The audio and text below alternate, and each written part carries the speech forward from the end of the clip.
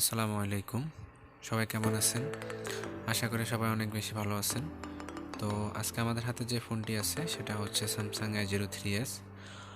আপনারা জানেন Samsung A03s এর কমন একটা প্রবলেম, সেটা হচ্ছে টাচ কাজ না করা। তো এই সমস্যাটা আসলে এখন খুব অনেক বেশি পরিমাণে আসতেছে। তো যাই হোক, আজকে আমরা এই কাজটা কিভাবে সম্পূর্ণ করতে হয় সেটাই দেখাবো। তো ইনশাল্লাহ আপনারা সবাই আমাদের পাশে থাকবেন ভিডিও শেষ পর্যন্ত, আশা করি। তো তাহলে দেখতে থাকুন আমি কিভাবে কাজটা করতেছি।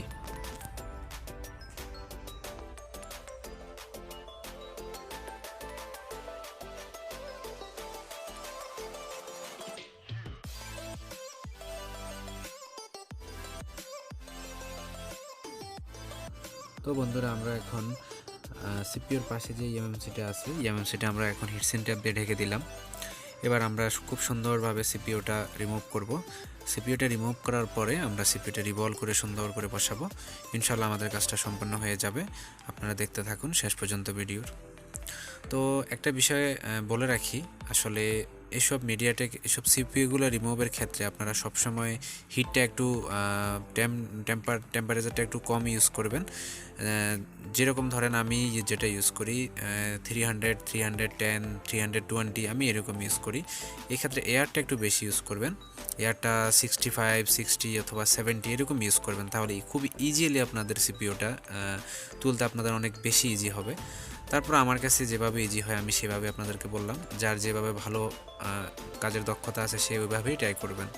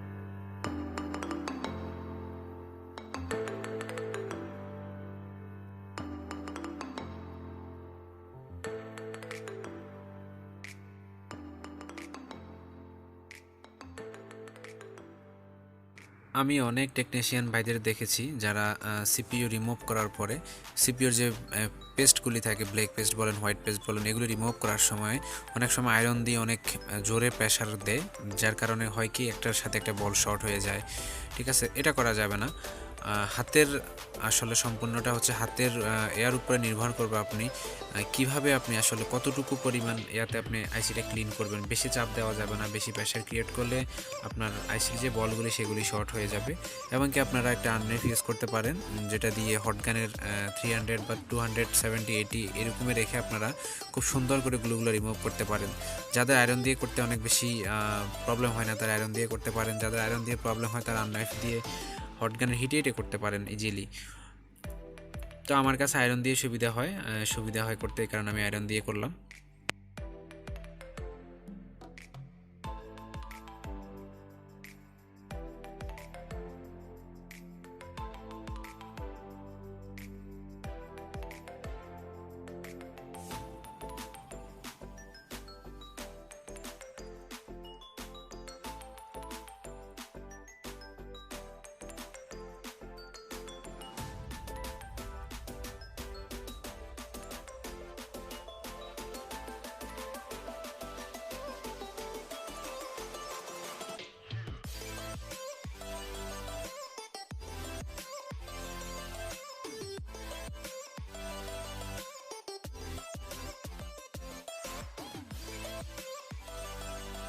তো বন্ধুরা, আমাদের আইসিটাও রিভলভ করা প্রায় শেষ। আমরা এখন সুন্দর করে আইসিটা একটু ক্লিন করে আমরা মাদারবোর্ডে এটা ইনশাল্লাহ লাগাবো।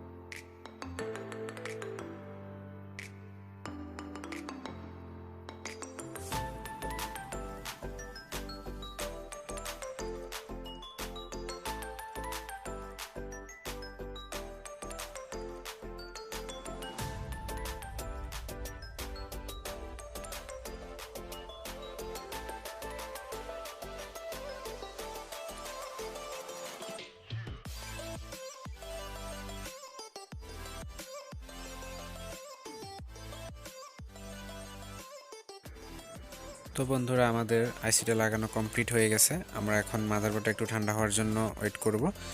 এরপর আমরা মাদারবোর্ডটা ডিসপ্লেতে বসিয়ে ইনশাল্লাহ আমরা চেক করব। আশা করি আমাদের কাজটা সম্পূর্ণ হয়ে গেছে।